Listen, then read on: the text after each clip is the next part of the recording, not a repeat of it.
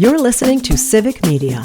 You can tune into any of our live shows on any radio station across the state with the Civic Media app. Find us in your phone's app store and listen anytime, anywhere.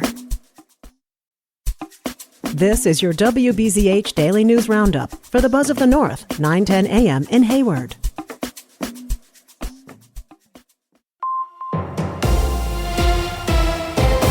For WBZH and WHSM News, I'm James Kelly. Proposed legislation that would see the construction of a production plant converting woody biomass into aviation fuel in Hayward will be discussed in a state Senate committee this week. The Forestry Revitalization Act will be up for public comment in the Senate Insurance, Housing, Rural Issues, and Forestry Committee on Thursday. The proposed facility would be funded with $60 million in Wisconsin Economic Development Corporation tax credits, as well as $150 million in state bonding through the forestry account. Healthy Washco is inviting area residents to its upcoming second annual Mental Health Wellness Walk this week. Organization officials say the walk is meant to raise awareness and highlight the need for mental health resources in rural communities. The event will be held on Saturday beginning at 10 a.m. on the Spooner High School track. Registration for the walk is free, but residents can also purchase shirts at the event or online. The proceeds will cover the cost of the shirts, and any remaining funding will go towards supporting the Oak Youth Center. A Waukesha County judge has ordered the Wisconsin Elections Commission to start verifying the citizenship of both already registered voters and new applicants. The court order was issued by Circuit Court Judge Michael Maxwell on Friday, but does not specify exactly how the Wisconsin Elections Commission and local clerks should go about verifying citizenship for new voters. Judge Maxwell also called for the new process to be substantially completed prior to February's election, but his decision could be appealed and stayed before that.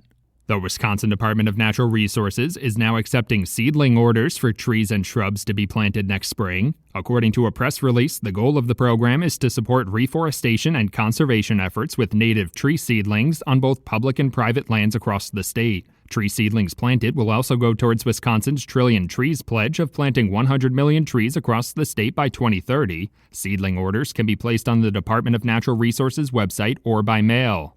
A Brule man was killed in a Douglas County motorcycle crash involving a deer on Thursday. According to the Douglas County Sheriff's Office, authorities responded to the scene of the crash on County Highway O in the town of Cloverland at around 7 a.m. on Thursday. They arrived to find 37-year-old Jason Miller lying in the road with his motorcycle lying in a nearby ditch, as well as a deer on the shoulder of the road. He was transported to a Duluth hospital, where he later died as a result of the injuries he sustained in the crash.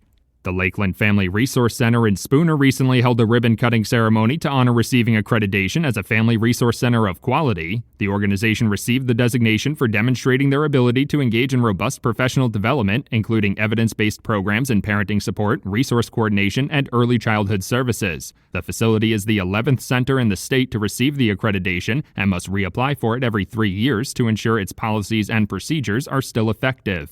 A Rice Lake resident is facing felony charges in relation to allegedly leading law enforcement authorities on 3 separate high-speed pursuits over the last month. According to Barron County court documents, 22-year-old Jevin Ricci was charged with 3 felony counts of attempting to flee or elude an officer last week. He's accused of fleeing from police on his motorcycle on September 7th, 8th, and 27th, reaching speeds as high as 125 miles per hour. Authorities say they terminated all 3 pursuits for his own safety. Governor Tony Evers says he will consider taking executive action to address the impacts of the federal government shutdown if needed. According to a WisPolitics report, Governor Evers told reporters he'd specifically consider taking executive action to address issues with health care that arise amid the shutdown during a visit to Brown Deer last week. He referred to using state resources to keep Wisconsinites healthy as low-hanging fruit and argued extending the Affordable Care Act tax credits shouldn't be a big thing for Republicans to accept. A recent report released by the Wisconsin Policy Forum found the rate of teacher turnover in the state's public schools is declining, but turnover with school leadership remains high. According to the report, the rate of teacher turnover dropped to about 13% last school year after reaching a record high of 16% in the 2022-2023 school year. The rate of principals leaving their school district increased to about 17% last year, while the rate of superintendents leaving saw a slight increase to about 15%. The Wisconsin Department of Agriculture, Trade, and Consumer Protection is warning residents of a new scam targeting SNAP recipients. According to agency officials, the scammers are impersonating the EBT Edge mobile app, which helps residents navigate their SNAP food assistance benefits. The scammers use the fake version of the app to charge their victims $5 every week or $60 for lifetime access. Agency officials are reminding residents that they will never need to pay to use the official EBT Edge app to track their SNAP benefits. For WBZH and WHSM News, I'm James Kelly. Another Brewers comeback. Hi, I'm Mike Clemens with Sports Baseball. The Brewers with a 7-3 win over the Cubs last night in Milwaukee. The Crew now up 2-0 in the best-of-5 series, which now moves to Chicago tomorrow afternoon, just after 4 o'clock. Manager Pat Murphy. How does this team have the best record in baseball? Then nobody predicted they'd be over 500, and then we have all the injuries. Certainly nobody was banking on us. Home runs from Andrew Vaughn, Jackson Churio, and William Contreras, who says he dedicates it to the fans. I'm going to do everything for the Brewer fans. I'm going to do everything for my teammate. I want to be one of the best on the plate. I want to be the best catcher. They have to look Contreras how to play. I want to bring that energy too for the team. And now it's showtime. The Cubs now down 2-0. After getting off to a great start, those mistakes for 2 3-run homers is going to be, you're not going to win playoff games giving up 2 3-run homers. That was just too much to overcome. That's Cubs manager Craig Counsell with Sports. I'm Mike Clemens.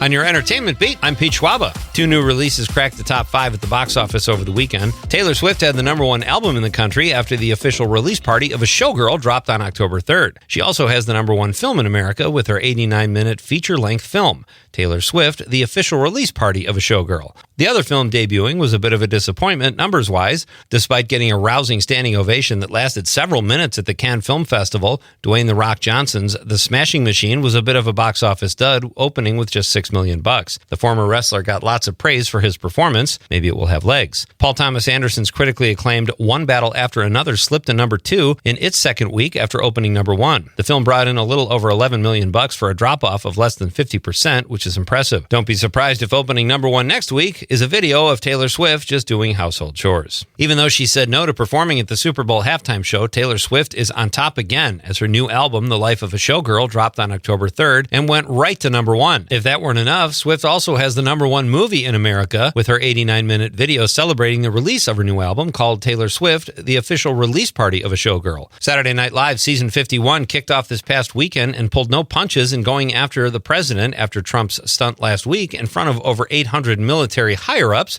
which included a lecture about facial hair and maintaining a reasonable weight. During the skit, James Austin Johnson, who played Donald Trump, told those in the sketch not to go too far or they would face consequences. They went pretty far. It's worth a Google. When Entertainment Weekly asked the White House for a statement, spokeswoman Abigail Jackson said she had more entertaining things to do, like watching paint dry. Or maybe something even less exciting, like a president's speech to military generals. It's been said that nothing good happens after midnight, even when something might seem harmless, like doing wind sprints behind a bar at 12:30 a.m. Former Jets quarterback and Fox News analyst Mark Sanchez was doing just that after several drinks, apparently, early Saturday morning. It led to a physical altercation with a much older man, which is still under investigation. It was first reported that Sanchez was in critical condition with stab wounds, but now it's come out that he might have been the instigator of the incident that involved a 69-year-old grease truck driver. According to security tapes, both men, despite getting physical, were trying to record each other with their phones. Authorities say Sanchez body slammed the man to the ground and beat him up a bit before being stabbed 2 or 3 times, at which point Sanchez ran off. Mark Sanchez was arrested while recovering in the hospital, but has since been released. More details are sure to follow with this strange incident.